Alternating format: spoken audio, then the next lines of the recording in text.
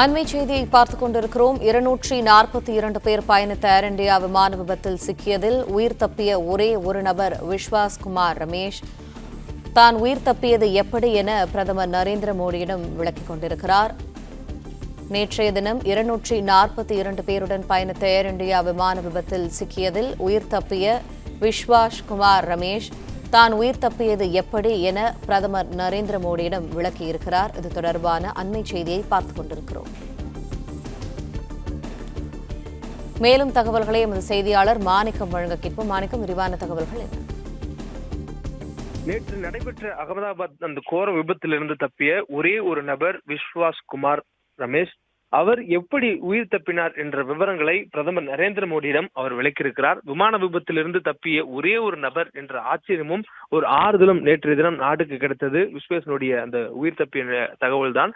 242 நபர்கள் பயணித்திருந்தார்கள். 242 நபர்கள்ல 10 நபர்கள் அந்த விமான பணியாளர்கள், 2 நபர்கள் விமானத்தை ஓட்டிய கேப்டன் மற்றும் கோ பைலட், அதன் மீது இருக்கக்கூடியவர்கள் விமானத்தில் பயணித்த பயணிகள் என்று அடையாளம் காணப்பட்டிருந்தது.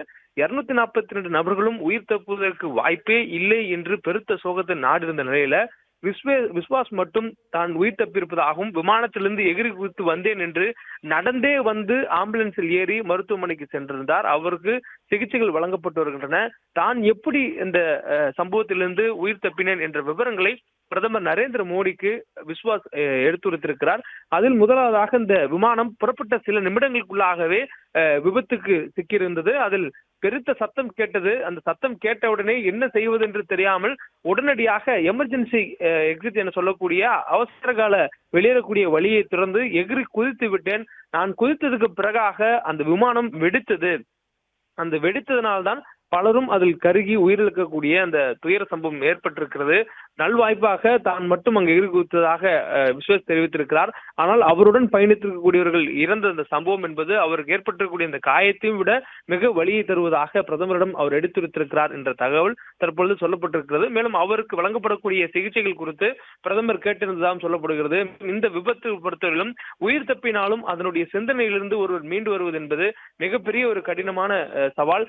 அந்த சவாலை அவர் எதிர்கொண்டு வெளியே வருவதற்கும் வழக்கம் போல் அவர் இயல்பான நிலைக்கு திரும்ப வேண்டும் என்று தான் விரும்புவதாக பிரதமர் அவரிடம் அவருடைய நலம் விசாரித்து ஆறுதல் தெரிவித்ததாக சொல்லப்பட்டிருக்கிறது.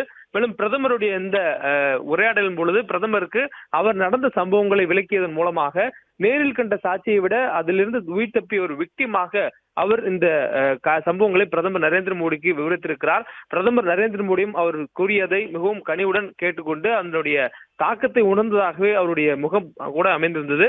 அதனைத் தொடர்ந்துதான் மருத்துவரிடம் அவருக்கு கொடுக்கப்படக்கூடிய சிகிச்சைகள் குறித்தான விரிவான அறிக்கைகளும் விரிவான தகவலையும் கேட்டிருந்ததாக தகவல்கள் சொல்லப்பட்டிருக்கிறது.